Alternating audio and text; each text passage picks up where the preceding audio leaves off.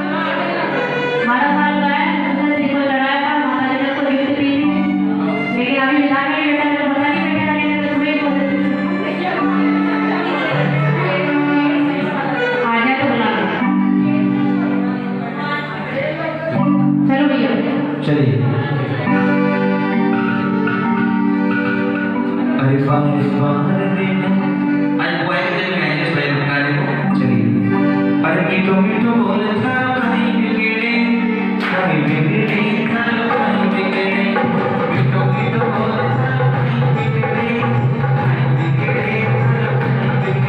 संसार किसी का घर नहीं संसार किसी का घर नहीं कभी किसी मालूम नहीं मीठो मीठो बोल था भाई बिगड़े भाई बिगड़े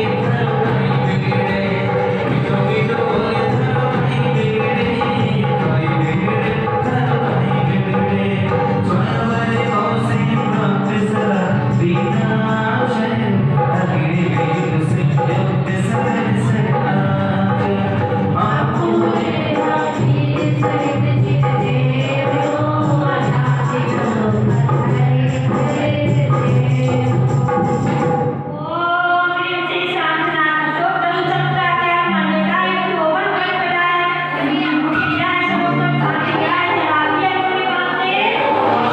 स्वरवर से भक्त सदा बीना शरण अगड़े गए मुझसे युक्त सदन सदा बोले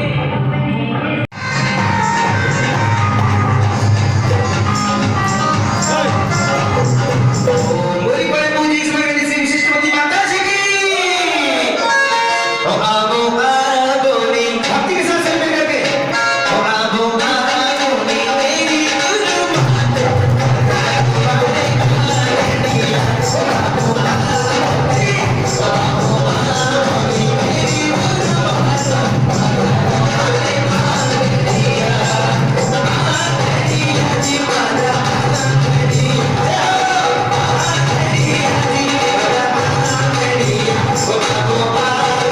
माता जी का आगमन हुआ है इंद्राणी से भक्ति के साथ एक बार बीच में जाइए इंद्राणी आइए ओ आबो आबोनी ओ आबो आबोनी मेरी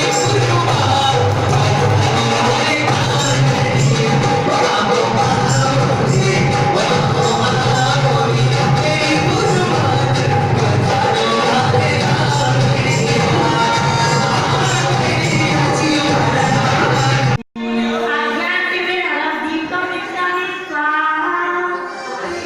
लगा रहने दो, लगा रहने दो। अब मुंह खोल लो, थोड़ा मुंह खोल लो। हाँ हाँ हाँ, थोड़ा थोड़ा खोल लो। ठीक है, चलो ठीक है। बोली परम पूज्य समाज श्री विशिष्टमती माता जी की बोली परम पूज्य समाज श्री विशिष्टमती माता जी की जयकारा गुरु माता का समस्त कार्यकार संघ की पढ़ाइए आइए बड़ी माता जी का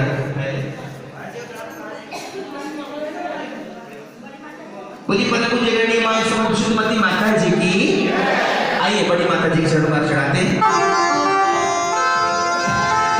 स्वर्ण वो मेरे सर पे रख दो गुरुमा अपने ये दोनों हाथ गुरुमा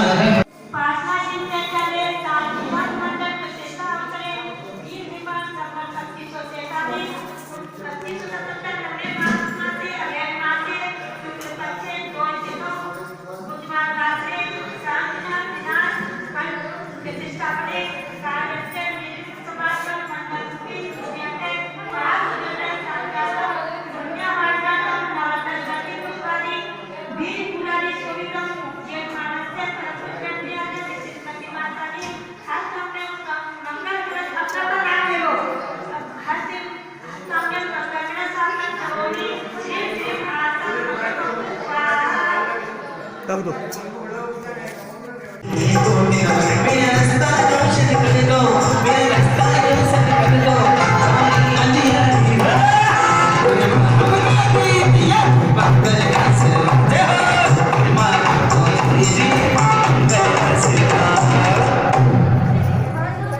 इसका लो।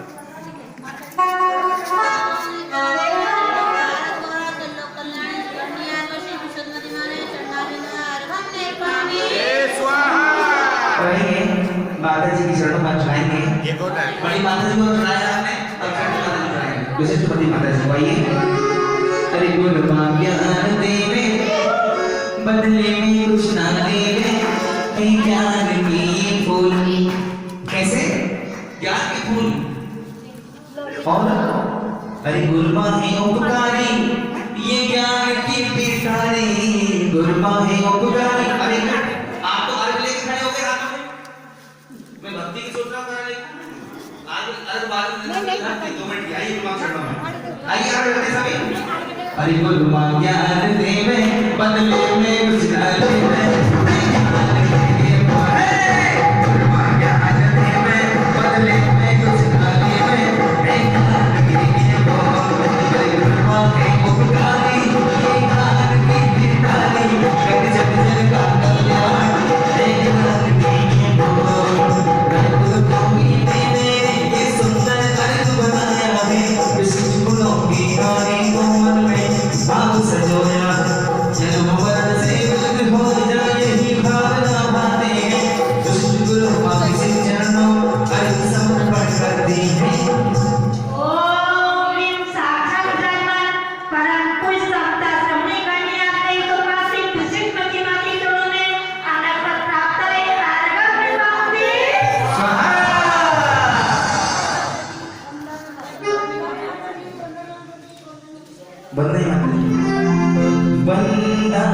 बंदामी करते हम चरण में तेरे मां चरण में तेरे बंदामी आज्ञा में हरम दीपम इत्यादि स्वाहा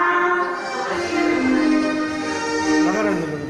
अब अपने लिए बैठा सुन लो अब मुंह खोल लो, थोड़ा मुंह खोल लो। हाँ हाँ हाँ, थोड़ा थोड़ा खोल लो। चलो ठीक।